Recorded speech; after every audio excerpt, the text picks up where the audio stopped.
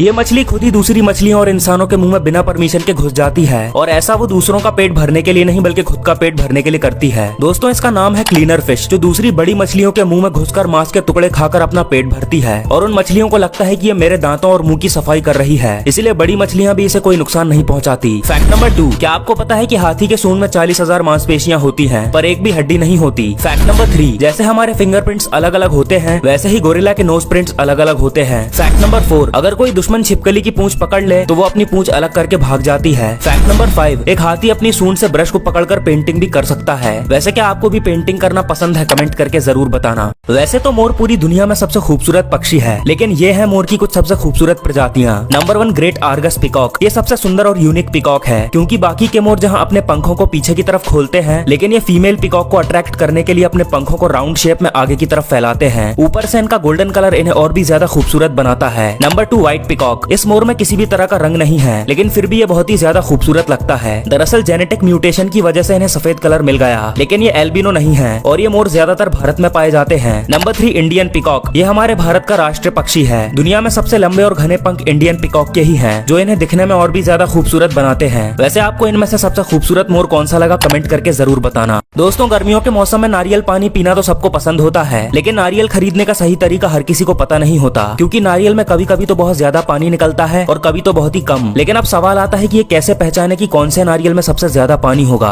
अगर आपको नहीं पता तो चलिए जानते हैं। तो देखो, अगर आपको ज्यादा पानी वाला नारियल चाहिए तो आपको ये बात ध्यान रखनी होगी कि आपको हमेशा मीडियम साइज का ही नारियल लेना चाहिए, और नारियल लेने के बाद आप उसे अपने कान के पास हिलाकर देखना। अगर उसमें पानी हिलने की बहुत ज्यादा आवाज आए तो वो नारियल आपको नहीं लेना चाहिए, क्योंकि जिस नारियल में कम पानी होता है उसमें खाली जगह ज्यादा होती है, जिस वजह से पानी वॉल से टकराता है और पानी की ज्यादा आवाज आती है। इसीलिए हमें कम आवाज करने वाला नारियल ही खरीदना चाहिए। फैक्ट नंबर 2, क्या मधुमक्खी का शहद खत्म होने के बाद जो छत्ता बचता है उसका इस्तेमाल शहद से भी ज्यादा होता है। देखो, मधुमक्खी का छत्ता मोम से बना होता है, जो कि मधुमक्खी के पेट से निकलता है, और जब इसके साथ नारियल का तेल, कोको बटर, पेपरमिंट का तेल मिलाते हैं तो ये एक बेहतरीन लिप बाम बनकर तैयार हो जाता है, जिसे फटे हुए होठों पर लगाने से काफी ज्यादा फायदा मिलता है। और दूसरा ये कि मधुमक्खी के छत्ते में नारियल के तेल को मिलाकर बालों में लगाने से हेयर फॉल रुक जाता है, और ये एंटीऑक्सीडेंट से भरपूर होता है, जिसे खाने से इम्यूनिटी बढ़ती है। और साथ ही मधुमक्खी के छत्ते का इस्तेमाल कई सारे कॉस्मेटिक प्रोडक्ट्स बनाने में भी किया जाता है। फैक्ट नंबर 2, क्या आपको पता है चिकन अपना सिर कटने के बाद भी जिंदा रहते हैं, क्योंकि इनका दिमाग सिर में नहीं बल्कि गर्दन और सिर के बीच में होता है। वैसे क्या आपने कभी चिकन खाया है? कमेंट करके जरूर बताना।